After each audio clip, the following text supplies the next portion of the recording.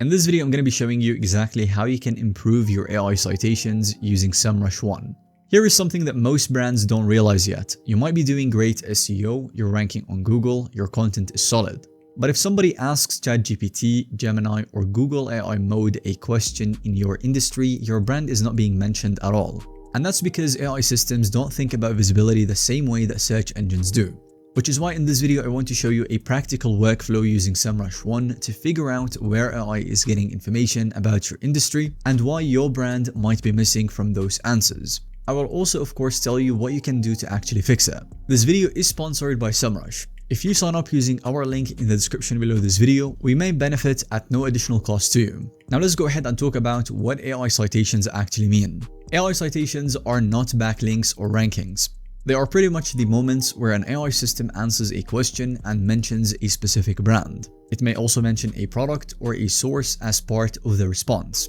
That mention might not always come with a clickable link, but it still shapes perception. So if an AI model consistently names your competitors as examples and not you, that's a visibility problem even if your SEO looks fine on paper. And this is pretty much what Semrush One is designed to show and help you understand. So we start by getting a real baseline of our AI visibility. So pretty much you want to navigate to Semrush, or you can use the link in our description below this video for convenience and sign up for a free trial. You get 7 days completely for free, which you can test the tool out before you commit to a paid plan. So once you've created your account, you will land on this homepage that looks like this. And then from here, you want to click on the AI tab onto the left side of the screen. You start your workflow by getting a real baseline of your AI visibility. So pretty much on the AI visibility overview, you enter your domain and click check AI visibility. You could also enter a competitor's domain right here and check how they're doing. If you notice that their name is being mentioned by AIs a lot, then you could actually find the brand visibility right here as well. This tab right here pretty much gives you a high-level picture of how often your brand or other people's brand appears across AI platforms like ChatGPT, Gemini, Perplexity, and Google AI mode. It will help you spot patterns. Are you showing up at all? Are competitors showing up more often? Are there whole topic areas where you're invisible? This baseline matters because without it, you're just guessing. And with it, you can see exactly where you stand before making any changes. So for example, after searching this website on the AI visibility overview, we can see an overall score of 86, which is great. And it says that it is frequently mentioned and often preferred by LLMs. Now this is the NBA website. If let's say for example you are running a basketball website or some kind of business, then we can also learn quite a bit from the topics and the prompts on this side right here.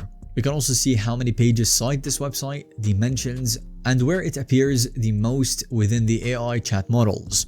Now scrolling down a little bit, you can see the best performing topics. So we've got about 70.6 thousand performing topics, about 60k in the topic opportunities, the cited sources, and the cited pages specifically. Another important thing to check is the prompts. As you can see, the exact prompts used, the AI responses, which model it was, whether your brand was mentioned in that result or not, and how many other brands would appear in it. This would present an amazing opportunity for your brand if it isn't mentioned or if it's not mentioned enough to create content around that specific prompt or that topic so that it does appear in the next responses. So once again, the most important section here is the prompts where your competitors would show up and you don't. That is not a branding issue, that's a content and authority gap.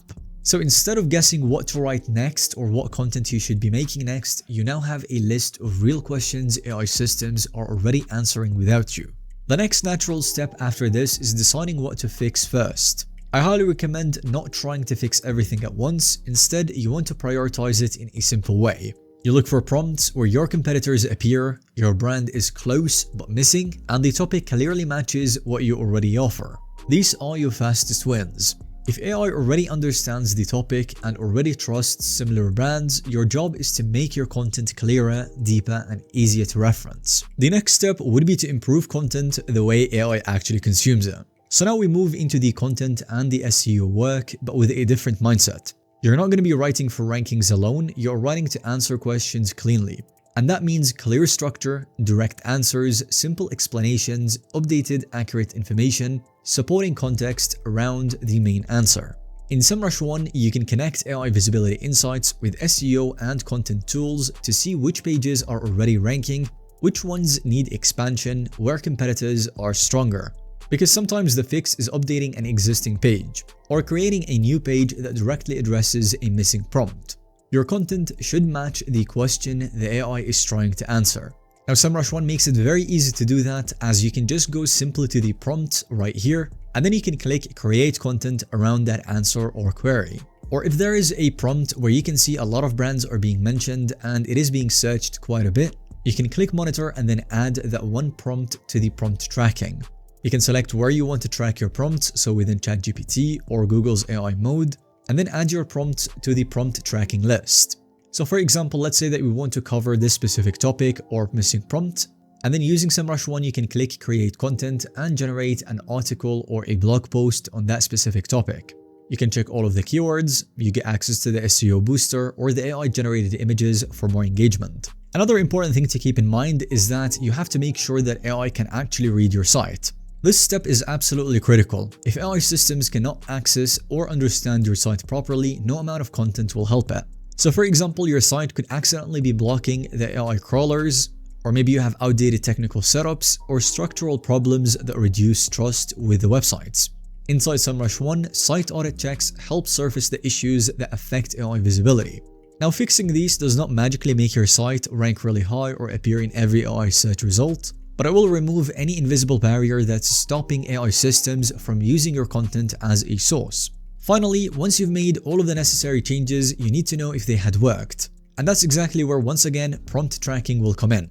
You can track specific questions across AI platforms and see if your brand starts appearing, how often it is being mentioned, and whether visibility improves month over month.